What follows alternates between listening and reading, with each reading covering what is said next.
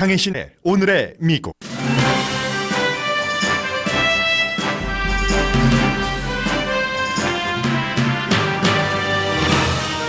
트럼프 대통령에게는 가장 혼란스러운 지금 의외로 공화민주 정치인들이 초당적인 합의를 하고 연방대법원도 의외의 결과를 내놓고 있습니다. 공화민주 상원은 이달에 사법개혁안 투표를 합니다. 소수인종의 가혹한 수감형을 줄이고 수감자를 집에서 500마일 이내의 감옥에 수감한다는 내용 등이 포함된 안입니다. 세계적인 논란의 중심에서 연방 대법관이 된 브렛 캐버나우가 낙태와 관련해 진보 측과 함께 투표했습니다. 메디케어로는 특정한 경우에 낙태조차 지원하지 못한다는 법에 대한 심의를 안 하기로 한 결정입니다. 투표는 아닙니다. 트럼프 대통령은 지금 민주당 상하원 지도자를 만나고 있습니다. 대통령은 민주당이 대통령이 원하는 만큼의 멕시코 벽 쌓는 예산안에 찬성하지 않으면 군인이 벽을 짓게 하겠다는 트윗도 했습니다. 특별검사 수사와는 별도로 또 다른 러시아인이 러시아가 미국 정치에 개입하게 하려는 목적으로 자신이 스파이 활동을 했다는 혐의를 인정했습니다. 공화당에서는 지금 2020년 대선에서 트럼프 대통령의 대안을 찾아야 한다는 논의가 시작됐고 존 케이식 오하이오 주지사 등이 거론됩니다. 루돌프 줄리아니 전 뉴욕시장을 포함한 트럼프 대통령 측근들이 미국의 경제 제재를 피하려는 국가나 개인을 위해 로비한 성과로 큰 돈을 벌고 있다고 뉴욕타임스가 보도했습니다. 연방 클린워터법을 트럼프 행정부가 해체하기 위한 작업을 시작했습니다. 부동산 개발업자에게는 좋고 미국인의 약 3분의 1에게는 먹는 물 오염이 염려되는 케이스입니다. 시사주간지 타임은 숨진 워싱턴 포스트 칼럼니스트 자말 카쇼기와 필리핀 대통령의 폭정에 항거한 저널리스트 등을 올해의 인물로 선정했습니다. 예일 대학은 올해의 인용구로 진실은 진실이 아니라는 대통령의 법률 자문 루돌프 줄리아니 전 뉴욕시장 말을 선정했습니다. 여러분 안녕하십니까? 오늘의 미국 강혜신입니다. 미국의 모습을 보여주기도 하고요. 그리고 저도 상당히 궁금했습니다. 과연 이 사람이 이 이슈에서 어떠한 그 결정을 할 것인가 하는 것이었는데 정말로 불과 몇 개월 전인데 너무 많은 뉴스들이 있어서 다 지나가 버린 것처럼 느껴집니다. 브렛 캐버나우 연방 대법관이요. 이 연방 대법관이 지명될 때 공화당과 이 트럼프 대통령은 굉장히 보수적이기 때문에 트럼프 대통령으로서는 보수적인 인물을 임기 제한이 없는 연방 대법관으로 놨기 때문에 닐 고서치에 이어서 그래서 굉장한 그 승리였고 또 트럼프 대통령을 지지하는 사람들은 트럼프 대통령이 원하는 대로 됐기 때문에 좋아했습니다. 그런데 이제 이 브렛 캐버나우가 뭐 여성들과의 문제 이런 것들이 뭐 증거는 없이 결국은 끝났어요. 확실한 그런 것도 그런 것이지만 그보다는 굉장히 큰 게 너무나 여러 시각에 있어서 보수적이다 하는 부분이었습니다. 총기도 그렇고 이민에 대해서도 마찬가지고 낙태에 대해서도 그랬습니다. 특히 이민과 낙태가 함께 연결된 것이 뭐 10대 소녀가 뭐 구치소에 있다가 이민 그 위반으로요. 낙태를 하기 위해서 잠시 그 구치소 밖을 나가게 허용하는 것에 반대했었던 사람이 이 브렛 캐버나우기 때문에 그런데 어제는 조금 다른 형태의 그 의견을 내놨습니다. 플랜드 페어런트후드라고 결국은 이 단체 뭐 클리닉이라고 볼 수도 있고요. 가장 공화당의 우파라고 할까요? 보수라고 할까요? 그런 쪽에서 싫어하죠. 왜냐하면 실제로 뭐 낙태를 그 지원한다기보다도 가족 계획을 하고 또 여성 가운데서 원하지 않는 임신을 한 경우가 있죠. 특히 강간이라든가 근친상간이라든가 이런 경우에 여러 가지를 그 도와주고 있는데 공화당의 아주 그 보수적인 그룹에서는 모든 아이는 다 태어나야 된다. 심지어 강간의 경우도, 또 심지어는 산모의 건강이 위험한 경우에도 낙태를 허용하지 않는 사람들이 있습니다. 그래서 이제 그러한 것들에 대해서 이 Planned Parenthood는 뭔가를 도와주려고 하고, 그러니까 낙태에 어떤 경우에 낙태에도 반대하는 그룹에서는 이 Planned Parenthood에 정부는 절대로 기금을 줘서는 안 된다는 게 미국에서 수십 년 동안 싸워왔던 겁니다. 그 사이에 미국의 루이지아나와 캔사스주에서 법이 통과가 됐는데, 그 법이 메디케이드를 이 플랜디드 페어런트후드에 지원할 수 없도록 하는 그런 거였습니다. 말씀드린 것처럼 플랜디드 페어런트후드에서는 뭐 강간, 생명이 그 산모의 생명이 위독한 경우를 빼고는 낙태 이 메디케어 돈으로 하지 않습니다.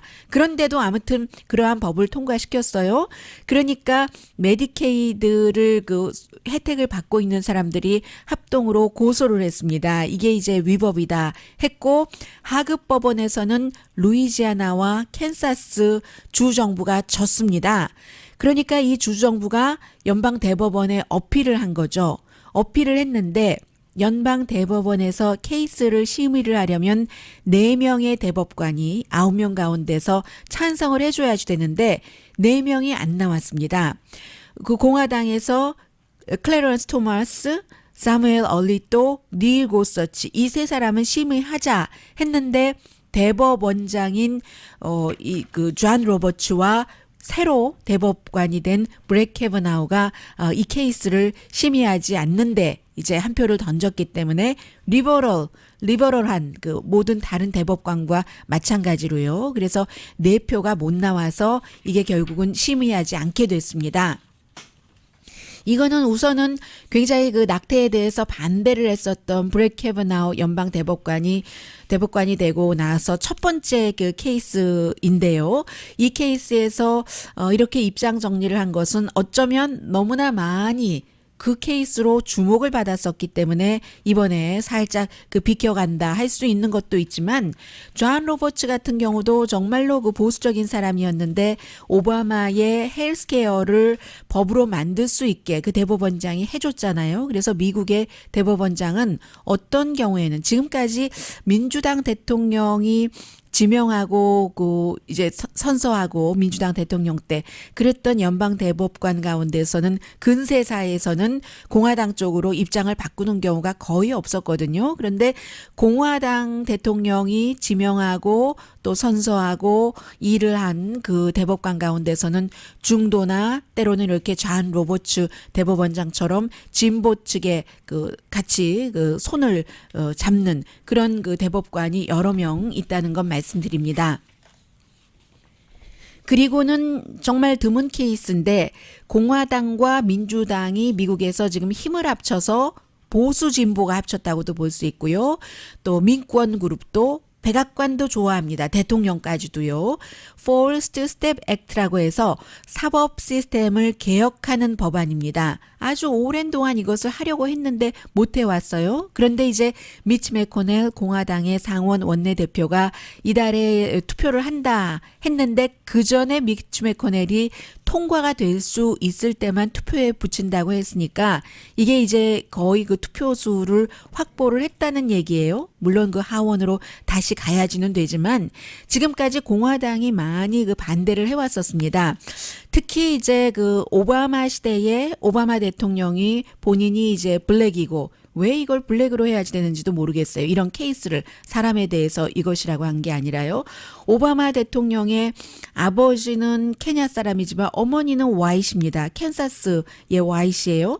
그럼 어머니 아버지가 50대 51대 왜 블랙이 들어가면 무조건 블랙 쪽으로 미국 사람들이 하등하게도 생각을 하는 블랙 쪽으로 인종이 구분되는지는 모르겠습니다만은 오바마 대통령이 블랙이라는 이유로 물론 처음에 대통령이 되고 나서 경제적인 어려운 불을 꺼야지 되는 문제도 있었지만 소수 인종이나 블랙 이슈에 대해서 많이 이렇게 그 기다렸습니다. 그러다가 나중에는 특히 이제 에릭 홀더라는 미국 최초의 블랙 연방 법무장관을 임명을 하면서 그 사람이 블랙에 대해서 본인도 그런 경우를 많이 당했고 길을 가다가 연방 그 법무장관까지 되려면 열심히 그 공부도 하고 크리미널 레코드도 전혀 없는 건 뭐 당연한 거고 그런 사람인데도 블랙이라는 이유만으로 항상 워치당했다는 거죠. 오바마 대통령도 일리노이주 상원의원을 할 때도 이제 턱시도까지 입고 어디 파티 가면은 파티 끝나고 백인들이 본인에게 키를 줬다는 것 아니에요? 그 파킹의 그 일을 맡아보는 사람인 줄 알고요. 블랙이기 때문에 그랬다는 것처럼 그런데도 블랙 이슈에서 좀 멀어져 있다가 에릭 홀더 법무장관이 강하게 이런 것들을 주장을 했고 그때부터 시작이 됐었던 겁니다. 이 사법개혁에 대해서. 왜냐하면 똑같은 범죄에 대해서 왜 블랙들만 백인보다 강하게 처벌받느냐. 소수 인종들이 더 많이 수감되고 형량이 더 긴가. 이건 사법 시스템에 문제가 있다 했고 공화당이 이것을 어떤 그 법을 개혁을 해야지 되겠다고 한 것은 어쩌면은 소수 인종에 대한 가혹한 형량보다는 예산을 줄이기 위해서가 더 그 구미에 당겼을지 모르겠습니다. 너무 작은 범죄를 가지고도 소수 인종이 감옥에 많이 수감되니까 정부의 돈이 너무 많이 들어가는 거예요. 예를 들어서 미국 성인의 반 정도는 뭐 구금됐다던가 이 정도의 기록은 있고요. 특히 이민자를 중심으로 해서 그리고 미국 성인 38명 가운데 한 명은 뭐 집행유예라든가 이런 그 슈퍼비전 그런 상태에 있는 사람이고 1년에 사법 시스템에서 써야지 되는 돈이 2,700억 달러 굉장히 많은 사람들이 감옥에 들어가 있는데 220만 명 정도 그 사람들 한 사람에 들어가는 비용이 3만 1,000달러입니다. 이런 것을 이제 줄이겠다는 거죠. 그래서 이제 공화당과 민주당이 이렇게 힘을 합쳐서 40년 이상이나 유색 인종에게도 가혹해 왔었다 해서 형량도 줄이기를 하고 그리고 뿐만이 아니라 이런 것도 있어요. 3페이지 정도 되는 그 First Step Act라는 건데 재활 프로그램도 좀 더 하고 폭력이 아닌 범죄 그 약한 마약이라든가 뭐 마리화나 소지라든가 예를 들어서 그런 거 마리화나 소지는 이제는 법도 위법도 아닙니다만 많은 주에서 그런 사람들에게는 감옥에 들어가지 않게 하고 또 굉장히 인간적이네요. 가족에게서 500마일 이상 떨어진 곳에는 보내지 않고 수감하지 않고 그러면 이제 수감 동안에도 보통 감옥에 들어가는 사람이 부자보다는 가난한 사람들이 많잖아요. 가족과의 관계도 끊지 않게 하고 그리고 비용도 많이 들고 하니까 그런 것까지 다 포함돼 있고 플러스 이게 가혹한 것인가 할 때 케이스 리뷰도 요청할 수 있도록 하는 게 이번에 공화당과 민주당이 함께 그 상원에서 투표를 한다는 사법 개혁안입니다. 그리고 이제 뭐 하원으로 가는데 하원에서 뭐 크게 반대한다 하는 것은 없고요. 오히려 공화당 강성들이 굉장히 그 강한 반대를 하고 있거든요. 왜 죄를 저지른 사람들에게 자유라는 티켓을 주는가 하는데 글쎄요. 대통령도 원하기 때문에 대통령이 뭐 이 문제와 관련해서 아주 뭐 유명한 그 연예인을 백악관에 뭐 초대하기도 하고 했었잖아요. 통과만 되면 지금 서명을 하겠다 하는 것이고 이렇게 공화당, 민주당 정치인들도 뭐 할 수 있는 부분에서 이제 2년 정도 트럼프 대통령의 행정부에서 뭔가 정말로 소용돌이와 회오리 바람과 토네이도를 다 거친 다음에 어떤 부분에선 일을 할 수밖에 없는 겁니다. 그래서 이런 일들이 일어나고 있는데 그에 비해서 지금 백악관에서 그 만나기 시작했습니다. 낸시 펠로시 그 차기 하원 의장으로 확실해지는데 And the House would give me the vote if I wanted it. But I can't because I need, Nancy, I need 10 votes from Chuck. All right, let me say something here. Let me just say one thing. The fact is, you do not have the votes in the House. Nancy, I do. And we need border security. Nancy. 지금 대통령과 민주당의 차기 하원 의장이 될 것으로 거의 확실시되는 낸시 펠로시가 지금 그 공화당 의원은 안 만나고요. 오늘 옆에는 마이크 펜스 부통령이 앉아서 아무 말도 섞지 않습니다. 그리고 낸시 펠로시와 척 슈머 한 사람은 하원, 한 사람은 상원의 민주당 지도자가 만나서 결국은 벽을 쌓는데 50억 달러를 내라. 그렇지 않으면 이것을 민주당이 해주지 않으면 뭐 다시 연방 연방 정부 문 닫지 그리고 뭐 그 군인들이 벽을 쌓으면 돼 하는 것이고 여기서는 또 척 슈머와 낸시 펠로시도 입장이 좀 다릅니다. How much the wall is built, how much of the wall is built, and how much is there. But that's not the point here. We have a disagreement about the wall, Washington whether it's effective or not. Not on border security, but on the wall. We do not want to shut down the government. You have called 20 times to shut down the government. You say, I want to shut down the government. We don't. We want to come to an agreement. 척 슈머는 지금 문제가 크게 우리가 disagreement 하는 부분이 있기는 있지만 대통령에게 이렇게 가리키면서 얘기를 해요. 민주당의 상원 그 지도자가 척 슈머가 당신은 20번이나 나는 연방정부 문 닫기를 원한다고 말하는데 나와 낸시는 연방정부 문 닫기를 원치 않는다. 이 이슈는 이 이슈대로 풀고 연방정부를 문을 닫아서는 안 된다는 얘기를 하고 있고요. 척 슈머와 낸시 펠로시가 다른 점은 척 슈머가 낸시 펠로시보다는 덜 진보입니다. 그래서 낸시 펠로시는 지금 그 민주당이 16억 달러 정도는 해줄 수 있다는 얘기고 대통령은 50억 달러를 원하는데 척 슈머는 16억 달러 그 낸시 펠로시는 16억 달러도 원치 않는 겁니다. 13억 달러 정도면 좋겠다 하는 것이고 그리고 또 실제로 가면은요. 트럼프 대통령은 어쩌면 16억 달러로도 회피할 수 있다고 얘기를 합니다. 얼마 전에 트럼프 대통령과 백악관에서 공화당이에요. 웨스트 그 버지니아가 지역구인 상원의원 그 셜리 모어 카피톨 아버지가 거기서 3번이나 주지사 했었던 그 주지사의 딸이에요. 그리고 이제 리처드 셸비 백악관에서 미팅을 했는데 예산국장과 같이 미팅을 했는데 16억 달러 이 얘기가 나온 겁니다. 그랬더니 대통령이 얘기를 하는 거예요. 아니 그런데 민주당이 16억 달러를 해준다고 했는데 그 16억 달러 그 숫자가 어디서 나온 거야? 하니까 16억 달러가 어디서 나왔냐면요. 도널드 트럼프 대통령의 2019년 그 예산안에 벽을 짓는 거는 16억 달러로 그 전에 책정을 한 겁니다. 그런데 대통령이 이제 본인이 하고도 모르는 거죠. 대통령이 어찌 다 알 수 있겠어요. 어쨌든 그랬는데 그 뒤에 정치적인 환경과 여러 가지 때문에 지금 50억 달러는 내놔야 된다 하는 것이고 그 같은 딜을 지금 척 슈머, 낸시 펠로시, 트럼프 대통령이 백악관에서 하는 것을 국민들에게 보여주고 있습니다. That is a political promise. Border security is a way to effectively honor our And responsibility. the experts say you can do border security without a wall, which is wasteful and doesn't solve the problem. It totally solves the But I don't problem. want to take this. And it's very Unfortunately, important. this has spiraled. 네, 그러니까 어떤 사람은 지금 그 세 사람의 의견이 조금씩 다른데 대통령은 벽을 지으면 모든 그 불법 이민 문제의 그 상당 부분 모두는 아니지만 해결이 된다 하는 것이고 낸시 펠로시는 그 벽 짓는 것에서 세 사람 가운데서 가장 의견이 멀어 있는 사람이니까 그것만이 능사는 아니다라는 얘기도 하고 있고요. Position. People are not, the And we've morale gained is in the not. Senate. Nancy, the we've morale gained in the Senate. Excuse me, did we win the Senate? is We not won the good. Senate. When the president brags that he won North Dakota and Indiana, he's in real trouble.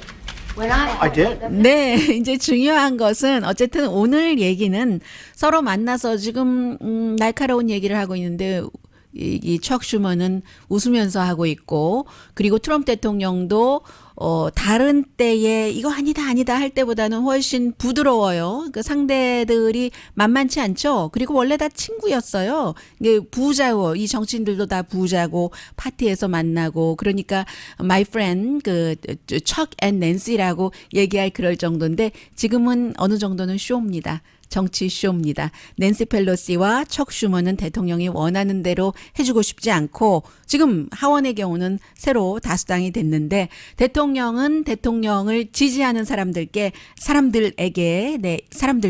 유권자분들께 본인이 선거 캠페인에서 하겠다는 것을 이 정도로 나는 노력을 하고 있다는 것을 보여주는 기본적으로는 뭐 정치 정책일 수도 있고 쇼도 포함되어 있습니다.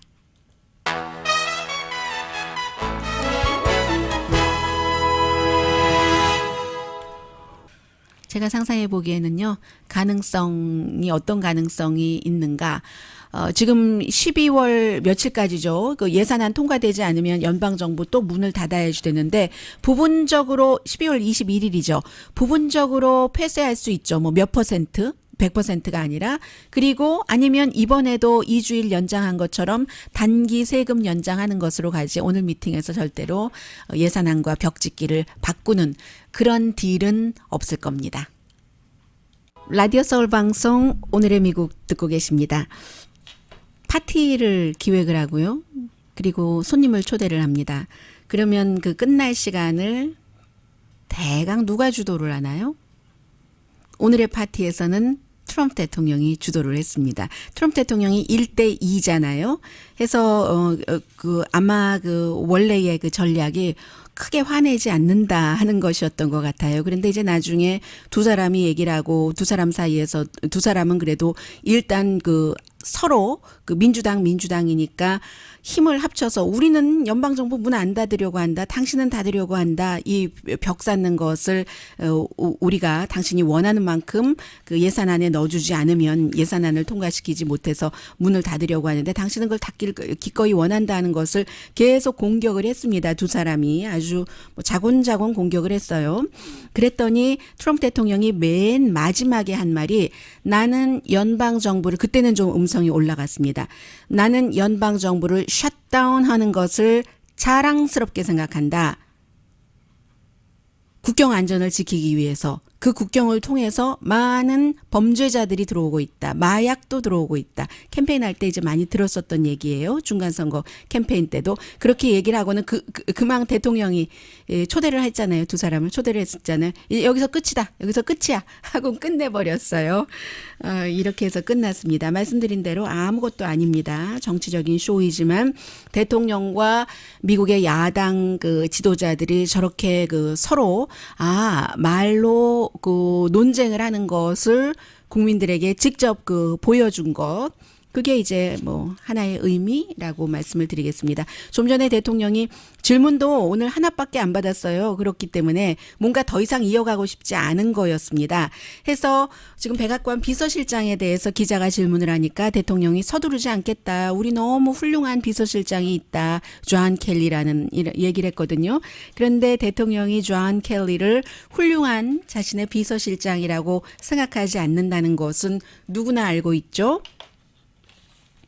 훌륭하다고 믿고 있으면 왜 비서실장을 교체를 하겠습니까? 그리고 이제 그 더군다나 지금 새로 본인이 정말로 원하기는 했는데 대통령이 그래서 언론들도 그렇게 보도를 했는데 이 그 본인이라는 그 마이크 펜스 부통령의 현재의 비서실장이요. 그 사람이 안 한다고 하니까 트럼프 대통령이 가짜 언론이 그렇게 얘기를 한 거지 나는 그 사람이라고 한 적이 없어 하는데 그 사람으로 그 대통령이 그 원했었던 것은 뭐 분명해 보입니다. 릭 에이어스라는 36살의 젊은 이 사람이 사실은 그 이것도 이제 미국 대통령의 한 단면을 보여주는데 좀 전에 정말로 그 TV 그 어프렌티스처럼 보여줬잖아요. 다른 민주당 두 의원들과의 그 장면을 보여줬는데 대통령이 사람을 하이어하는 것 이렇게 정책을 국민들에게 설명하는 것을 트위터나 TV를 통해서 어프렌티스처럼 보여주는데 현실은 다른 거예요. 해고할 때는 다른 겁니다. 어프렌티스에서는 you fired 하는데 현실로는 대통령이 누구를 fire할 때 face to face로 그동안 나를 위해서 일해줘서 국가를 위해서 일해줘서 고맙다. 성과가 있었는데 이제 더 이상은 아닌 것 같다. 이렇게 얘기를 하고 헤어진 사람이 없습니다. 지금 니키 헤일리 현재까지는 한 사람이 될 것으로 보이는데 이번에 그 비서실장도 마찬가지로 심지어는 새로 본인이 비서실장을 시키려고 하는 릭 에이어스라는 이 젊은 사람에게 존 켈리라는 사성 장군을 해고를 하라고 통고를 하라는 뭐 그렇게까지 했었대요. 그래서 본인이 그렇게 하겠어요. 당연히 안 하죠. 그래서 이제 또 이 그 마이크 펜스 부통령과 그 릭 에이어스와 대통령이 비서실장을 하고 싶어하는 함께 모여서 백악관에 이제 그 관저에 모여서 금요일 밤에 모여서 좀 그 켈리에게 직접 그렇게 통고를 해라 하니까 이 두 사람이 그렇게 해서는 안 된다. 비서실장을 우아하게 퇴장시켜야지 된다. 이렇게 대통령에게 말하자면 종용을 한 겁니다. 처음에는 설득 호소 이렇게 시작이 됐겠죠. 그런데 결국은 대통령이 그 말 듣지 않고 토요일에 트위터를 통해서 비서실장 올해 말까지만 일을 한다라고 얘기를 했고 그리고는 일요일에 대통령이 비서실장 하기를 원했던 릭 에이어스가 나는 하지 못하겠다. 비서실장 못하겠다. 이유는 뭐 대통령은 2년 끝까지 가자고 하는데 아직 어린 새 쌍둥이가 있기 때문에 나는 그렇게 끝까지는 못 갈 것 같다. 이런 이유를 댔는데 결국은 이제 대통령이랑 안 맞는 것이고 그 부분에 있어서 그리고 어제 잠깐 말씀드린 것처럼 존 켈리가 싫어서 나를 앞에다가 내세우는 것일 뿐이구나. 그래서 그동안 존 켈리를 대통령의 딸과 사위도 싫어했기 때문에 거북해했기 때문에 뭐 나이도 비슷하고 어떻게 보면 좀 만만할 수도 있잖아요. 편안할 수도 있고 그랬는가 보다 하는 이런 그림을 읽었을 수도 있고요. 어쨌든 이 젊은 지금 부통령의 비서실장은 조지아주로 가서 돈 많이 버는 슈퍼팩 일을 하게 될 테고요. 이렇게 될 때는 존 켈리 비서실장도 다 사람이 사람인지라 어떤 시기가 되면은 예를 들어서 렉스 틸러슨 그렇게 트위터로 해고된 국무장관처럼 입을 열지 않을까. 그리고 존 켈리가 비서실장으로서 지내왔었던 그런 모든 일들에 대해서 입을 열어야지 된다라고 얘기하는 사람들도 있고요. 그리고 일부 트럼프 측근들이 AP통신 보도입니다. 걱정하기 시작했다는 겁니다. 지금 특별검사와 뉴욕의 지방검사가 대통령이 정치적인 것뿐만이 아니라 사업적으로도 후보이고도 그러고도 계속 러시아와 어떤 것을 인센티브를 주고받으면서 일을 추진하려고 했었던 이런 것들이 정치적으로만 타격인 게 아니라 당장 대통령직에 있을 때 기소는 안 되겠지만 법적으로도 타격이 심해서 2020년도에 재선을 할 수 있겠는가 하면서 사람들을 이렇게 보고 있는데 넘버 원 인물이 존 케이식 이제 오하이오 주지사 텀 리밋이 있겠죠. 당연히 물러나니까. 그리고 오하이오 주지사 존 케이식 자체도 지난번에 예비선거에서 가장 좀 우아한 공화당의 보수로 보였고요. 트럼프 후보와 예비선거에서 토론할 때요. 웬만한 일은 이건 넘어가 하기도 하고 그런데 이 사람이 이미 뉴햄프셔 등에서 스피치를 하고 있거든요. 아주 영향력 있는 공화당 사람들 사이에서. 그리고 또 다른 사람은 트럼프 대통령 바람 때문에 도저히 애리조나에서 인기가 없어서 재선에 나가보지도 못한 제프 프레이크. 자주 민주당의 친구들과 어떠한 당을 초월한 것을 하려고 하는 이미지가 있는 제프 프레이크도 어제 트럼프에 반대해서 누군가가 나가야지 된다는 얘기를 해서 지금 이 두 사람이 떠오르고 있고요.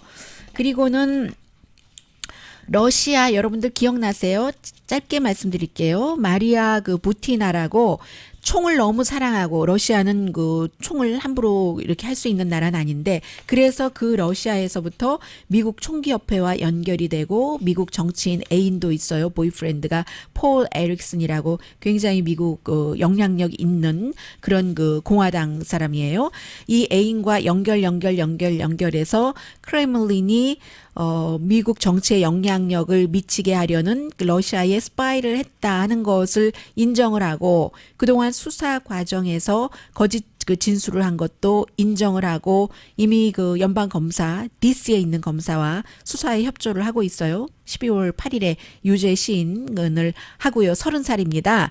그래서 이제 왜 이것도 중요하냐면은 푸틴과 아주 친한 뱅커 최근에 은퇴를 했는데 알렉산더 토신이라는 이 사람과 이 마리아 부티나가 비서로도 있고 하면서 이 사람도 미국 NRA의 총기협회 평생 회원이거든요. 돈을 많이 기부해서 또 그 돈이 트럼프 캠프로 갔다. 3천만 달러 이상을 NRA에서 트럼프 대통령에게 기부를 했잖아요. 선거 때. 그래서 이제 이런저런 러시아와의 관계 할 수 있는 한 예를 들어서 다 했다는 얘기죠. 올림픽 역도 선수부터 대사부터 누구부터 등등 해서 지금 이 여성은 러시안이고 지금 수감 생활을 하고 있어요. 몇 개월 전부터 하는데 그 죄가 5년 이상 수감형을 받을 수 있는데 이렇게 협조를 하고 나면은 굉장히 좀 줄어들 테고요. 그리고 나서 러시아로 추방되겠죠. 보이프렌드인 에릭슨도 지금 기소는 안 됐지만 조사받고 있고요. 그 사이에 미국의 전 상원의원 44명이 지금은 미국의 민주주의를 지킬 때다. 특히 하원 조사, 특검의 조사, 러시아와의 개입 관계 이런 것들이 그 결론이 나올 그 시점인데 특별검사 해고 이런 건 뭐 있을 수 없는 일이고 등등 그런 일로 전현직 그 초당적이라고 하지만 44명 가운데 공화당은 9명입니다. 압도적으로 민주당 의원들이 많아요. 그 공식적으로 편지를 써서 워싱턴 포스트에 기고문 형식으로 냈는데 공화당 의원들을 보면은 아주 무게감 있는 사람들입니다. 거의가. 그래서 윌리엄 코엔 전 국방장관이죠. 메인주에서 국방장관 하기 전에 상원의원이었잖아요. 척 헤이글이 있고 네브라스카, 또 리차드 로거 그 인디아나주 상원의원, 알란 심슨 와이오밍 이런 그 공화당 상원의원들이 민주당 의원들과 함께 이 공화당도 뭔가를 지금 돌아봐야지 될 시점이다 하는 그런 그 편지를 썼습니다. 공개 서한이라고 할까요? 그런 부분들을 했고요. 잠시 뒤에 또 그 경제와 관련된 그 뉴스죠. 네, 경제와 관련됐네요. 아, 그리고 또 하나 아주 그 중요한 또 움직임 변화 전합니다.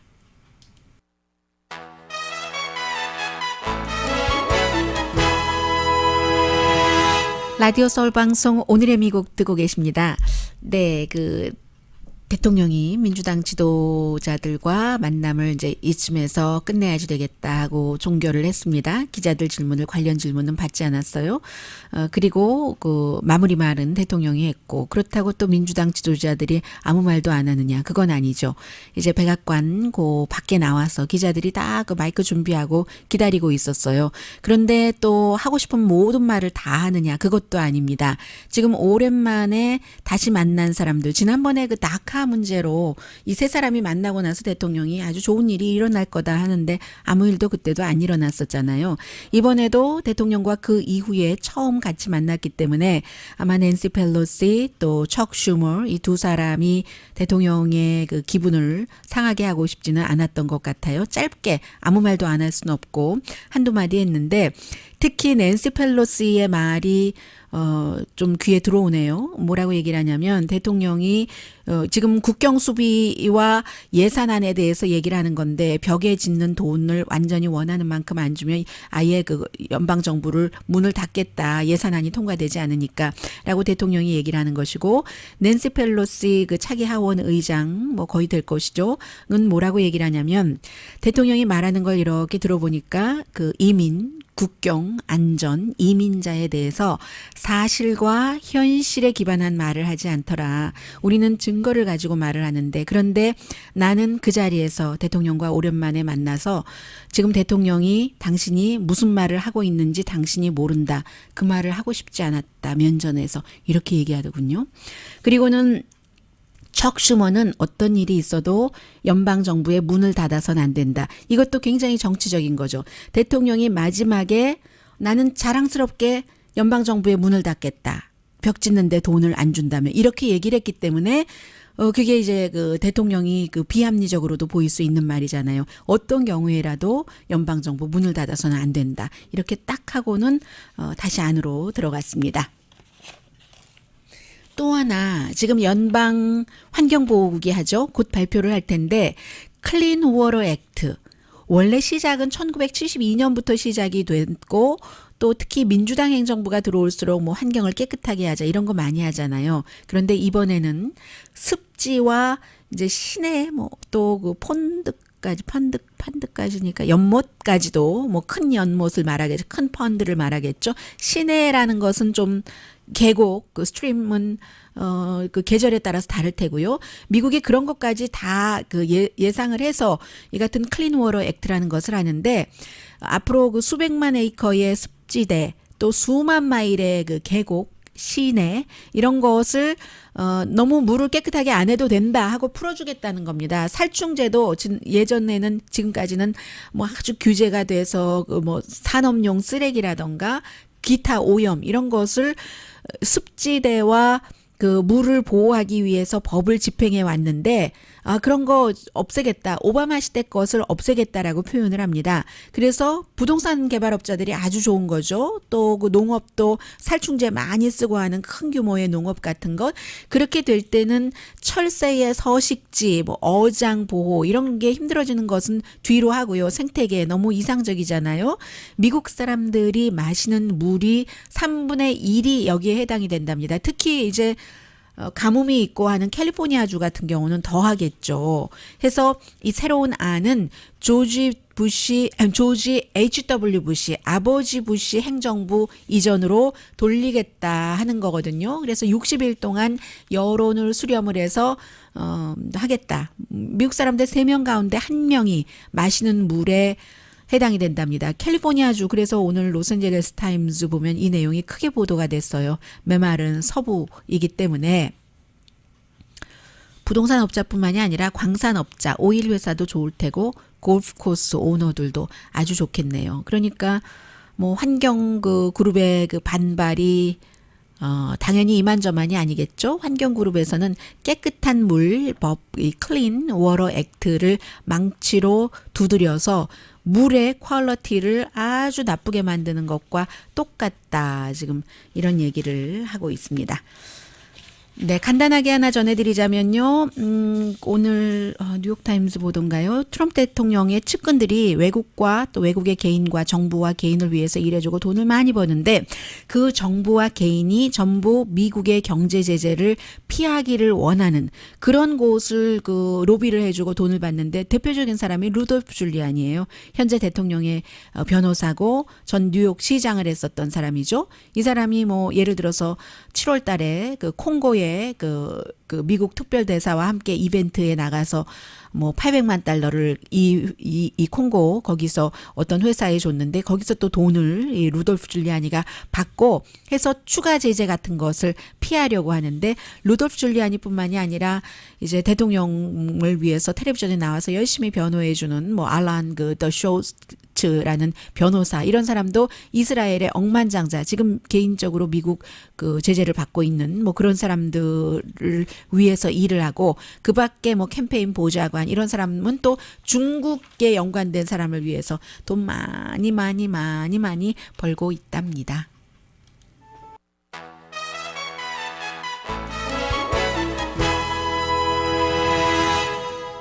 라디오 서울 방송 오늘의 미국 듣고 계십니다. 네, 많은 분들이 그 어제 숏리스트 10명이 발표가 됐잖아요. 트럼프 대통령을 포함해서 문재인 대통령은 5위 타임이 선정한 올해의 인물. 이 타임이 선정하는 올해의 인물은 1927년부터 시작됐지만 뭐 특별히 아주 좋은 일을 했다. 뭐 역사적인 뭐 문을 열었다. 이런 사람들에게만 주는 것은 아니고 나쁜 영향이든 좋은 영향이든 영향을 미친 사람들 뭐 그렇게 주는 거거든요. 그런데 이번에는 결국은 뭐 많은 사람들이 그 트럼프 대통령도 안 됐다고 서운해하시는 분들 계시고 문재인 대통령이 안 됐다고 서운해하시는 분들 계시는데 물론 과정도 중요하지만 북한 핵 문제를 풀기 위해서 다 문을 연 사람들입니다. 그러나 지금 딱 이렇게 막혀 있고 그리고 그 사이가 완전히 뭐 클리어하지 않은 부분들이 있잖아요. 그래서 별로 서운할 것 같지는 않고요. 시사주간지 타임이 대통령을 많이 주기는 했어요. 그리고 트럼프 대통령은 2016년도에 대통령이 당선되고 나서 받았고요. 아니 선정이 됐고요. 오바마가 2008년, 2012년, 조지 부시가 2000년, 2004년도 이렇게 선정됐습니다. 올해는 굉장히 특별하죠. 그 영어 그대로 말씀드리자면 The Guardians and the War on the Truth. 수호자들, 지키는 사람들과 진실을 위한 전쟁. 그래서 진실을 지키기 위해서 이제 이렇게 일하고 있는 그 저널리스트들 이렇게 한국말로는 번역들을 하던데요. 얼마 전에 이제 다 아시는 숨진 그 자말 카쇼기를 포함해서 여러 명인데 지난번에 메릴랜드주에서 어떤 저널리스트들이 한꺼번에 총격 살해 당한 적이 있었죠. 5명 그 사람들 그리고 필리핀의 그 대통령에 대해서 나쁜 보도를 한다고 기소된 그 마비아 레사라는 저널리스트 또 미얀마의 무슬림 살해에 대해서 보도를 한다고 체포가 된 왈론 키아우소오 이런 사람들 진실을 조작하는 일들이 너무 많은 2010년도에 이런 사람들이 올해의 인물이다라고 선정을 했습니다. 한 해가 다가가고 있다는 게 이렇게 드러나네요. 매년 예일법대에서도 2018년도에 인용구를 내는데 이번에도 10개를 선정을 했어요. 그런데 10개 가운데서 나는 스마트하지 않는다. but genius다. 천재다. 트럼프 대통령이 했었던 얘기래요. 1월 6일에. 그리고 I liked beer. I still like beer. 비어를 좋아했었고 지금도 좋아한다. 브렉 캐브나우가 청문회에서 한 얘기. 또 진실은 진실이 아니다. Truth isn't truth라는 도대체 이 얘기 때문에 루돌프 줄리아니가 트럼프 대통령 방어한다고 했다가 곤란한 적이 있었어요. 그런 얘기들이 올해의 넘버 원이에요. Truth isn't truth. 대한 진실에서 진실은 진실이 아니다라고 더 나아갔었던 이런 얘기 지적했습니다. 강혜신이었습니다.